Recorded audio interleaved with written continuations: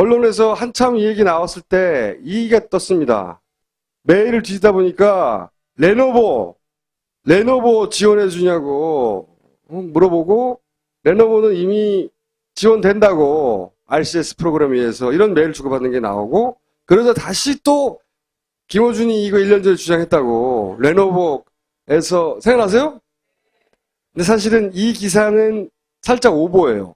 왜 보냐면 여기서 주장한 레노버는 레노버 컴퓨터가 아니라 레노버 핸드폰입니다. 레노버에서도 핸드폰을 만들거든요. 여기서 주고받던 내용들은 이 핸드폰에도 레노버에서 만든 핸드폰에도 그 해킹 프로그램을 심을 수 있냐 이런 얘기를 주고받던 중에 그 레노버에서 만든 핸드폰이 우리 이미 돼 이런 내용이에요. 근데 레노버라는 단어가 나오니까 해킹하고 바로 연결해가지고 1년 전 얘기로 거슬러 올라가서 이제 기사가 몇 군데서 나왔는데 그런데 실제로는 훨씬 더 무서운 게 숨어 있어요. 지금부터 그 얘기를 할 텐데 투표지 분류기에 제어 장치로 레노버가 붙어 있고 분류지를 제어하는 장치예요. 그러니까 레노버 컴퓨터가 하란 대로 하는 거예요. 이 기계는 옆에 있는 투표지 분류기는. 그런데 이렇게 생겨서 이렇게 붙어 있어요. 이렇게 제어하는데 모든 걸 제어하죠. 얘가 하라는 대로 다 하는 거예요. 이 기계는. 그런데 네트워크 카드를 제거하지 않았다고 그랬잖아요. 여기에 인터넷이 되면 안 되는데 인터넷이 연결된단 말이죠. 연결되는 카드를 제거하지 않았어요. 그러면서 설명에는 보면 시모스에서 노트북 켤 때 처음에 나오는 화면 있잖아요. 바이오스라고 부르죠. 거기서 통신 기능을 꺼두면 된다. 이렇게 디세이블 해두면 된다. 그렇기 때문에 카드는 꽂혀있지만 문제없다. 이게 선관위의 설명이었죠. 그리고 왜 제거하지 않았냐고 그랬더니 이게 칩이 통합되어 있어가지고 이거를 제거하면 컴퓨터가 정상적으로 작동 안 한다. 개뻥이라고 했죠. 이건 도라이버로 풀면 된다. 제가 매뉴얼 뒤져가지고 도라이버로 네트워크 카드 10초 만에 풀 수 있다고 그렇게 얘기했어요. 근데 아직도 제거 안 않고 있어요. 아직도 네트워크 카드는 꽂혀 있습니다. 거기에. 그래서 제가 그때 주장했던 것은 이 바이오스에 백도어를 설치하면 무선랜으로 원격 조작이 가능하다. 그때는 좀 멀리 들렸던지 몰라요, 여러분들한테. 근데 지금은 핸드폰 원격 조작 되는 거 봤잖아요. 똑같아요. 무선 기능이 있고 여기에 바이오스에서 안 되게 했다며. 바이오스에 백도어를 설치하면 원격으로 조작 가능한 겁니다. 그런데 이거하고 관련돼서 아주 놀라운 뉴스 하나가 기술 전문 분석 사이트에서 나왔어요. 이 트렌드랩이라는 회사에서 보안 기술자들, 거기 속한 기술자들 보안 리포트를 계속 내는데 이번에 해킹팀이 크게 났잖아요. 그러니까 이제 여기 달라붙은 거예요. 그랬더니 이 해킹팀에서 우에파이 바이오스 루트 킷으로 RCS9 에이전트를 타겟 시스템에 머물게 한다. 무슨 얘기냐면 얘네가 우에파이 바이오스 루트 킷이라는 걸 써가지고 해킹을 한다는 거예요. 그 기법을 자세히 들어보면 어떻게 되는 거냐면 쭉 설명이 있는데 그 중에 핵심이 뭐냐면 유저가 이 노트북을 가지고 있는 유저가 포맷을 하거나 OS 윈도우를 새로 깔거나 혹은 새 하드로 교체해도 여기에 해킹 프로그램이 안 죽는다는 거예요. 왜 안 죽냐? 이게 바이오스에 심어져 있기 때문에요. 바이오스, 그러니까 컴퓨터를 탁 켜면 삑 소리 나면서 앞에 뭐 간단한 촌스러운 화면 튀어나오잖아요. 바이오스. 그리고 메모리 몇 메가 있는 막 돌아가고 그 기본적인 인풋 아웃풋을 관장하는 간단한 운영체제인 거예요. 바이오스라는 게. 그러니까 여기다가 설치를 해버리면 그 다음에 무슨 지랄을 하든 간에 걔는 계속 살아있다는 거지. 해킹 프로그램은. 그런 프로그램을 그런 방식으로 해킹을 한다는 겁니다. 이 해킹팀의 프로그램이 어떤 시스템을 감염시킬 때 걔네들이 특히 인사이드 인사이드는 회사 이름이에요. 바이오스를 만드는. 이 인사이드 바이오스를 특별히 특정해가지고 그 프로세스를 기록해 놨더라는 거예요. 문서를 분석해 봤더니 해킹팀이 주요하게 노린 것은 인사이드 바이오스였던 거예요.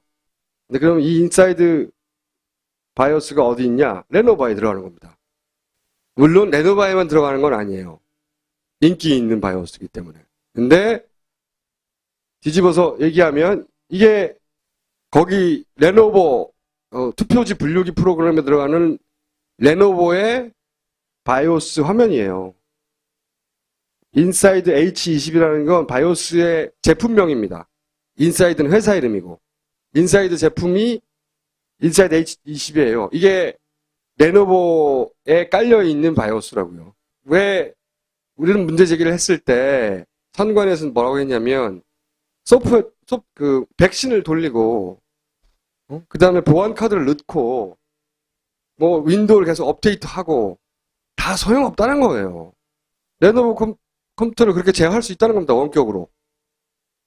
근데 그 원격 칩, 무선 칩을 왜 안 빼냐고. 이 바이오스를 특정해서 이게 해킹됐다는 보고서도 있잖아. 그게 꼭 우리 투표지 분류 프로그램에 꽂혀 있는 걔를 해킹했다는 말은 아니에요. 물론 그런 보고서는 아니지만 걔 똑같은 모델을 그대로 해킹한 프로그램이 이미 있다고. 해킹팀에. 그러니 쓸 수 있는 거잖아요. 썼다는 얘기가 아니에요. 썼다고 주장하는 건 아니에요. 쓸 수도 있는 가능성을 왜 남겨두냐고. 그만 빼면 되는데. 근데 이 얘기를 주장하고 나서 그 이후로 선거 있었는데 안 뺐어요. 계속 네트워크 카드는 꽂혀 있습니다. 그래서 이때까지는 안 그랬을지도 모르겠지만 앞으로는 그럴 수도 있잖아. 혹은 이미 그래지 어떻게 알아.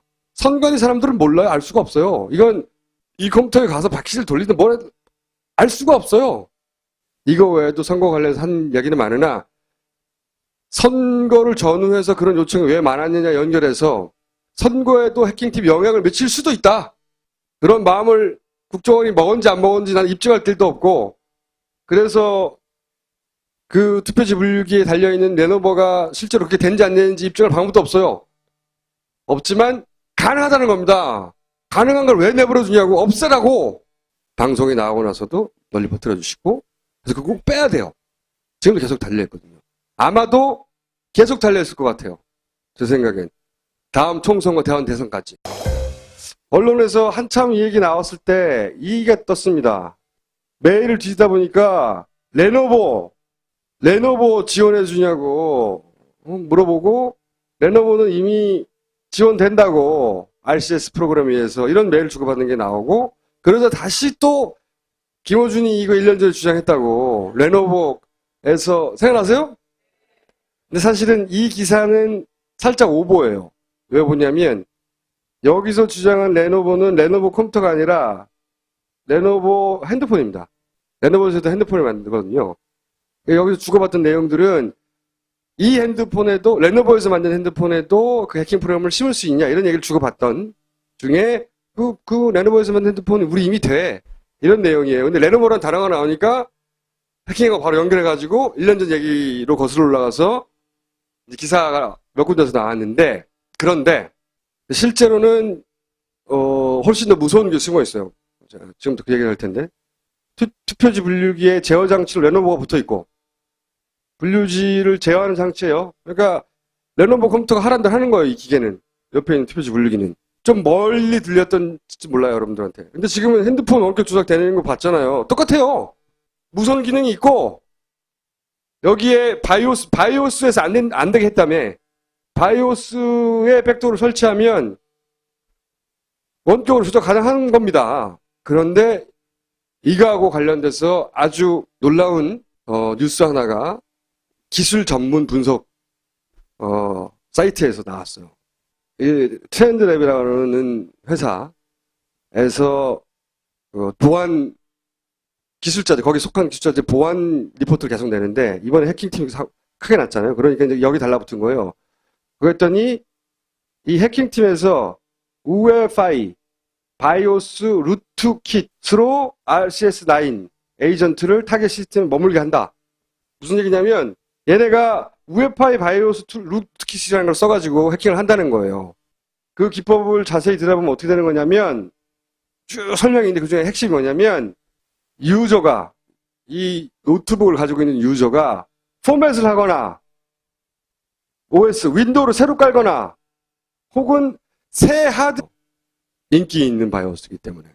근데 뒤집어서 얘기하면 이게 거기 레노버 투표지 분류기 프로그램에 들어가는 레노버의 바이오스 화면이에요. 인사이드 H20이라는 건 바이오스의 제품명입니다. 인사이드는 회사 이름이고, 인사이드 제품이 인사이드 H20이에요. 이게 레노버에 깔려있는 바이오스라고요. 왜 우리는 문제 제기를 했을 때 선관위에서는 뭐라고 했냐면 백신을 돌리고 그 다음에 보안 카드를 넣고 뭐 윈도우를 계속 업데이트하고 다 소용없다는 거예요. 레노버 컴퓨터를 그렇게 제어할 수 있다는 겁니다. 원격으로. 근데 그 원격 칩, 무선 칩을 왜 안 빼냐고. 이 바이오스를 특정해서 이게 해킹됐다는 보고서도 있잖아.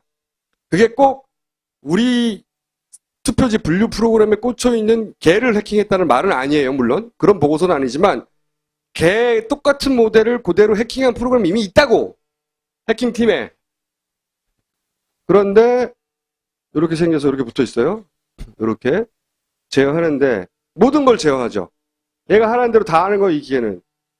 그런데 네트워크 카드를 제거하지 않았다고 그랬잖아요. 여기에 인터넷이 되면 안 되는데 인터넷이 연결된단 말이죠. 연결되는 카드를 제거하지 않았어요. 그러면서 설명에는 보면 시모스에서 노트북 켤 때 처음에 나오는 화면 있잖아요.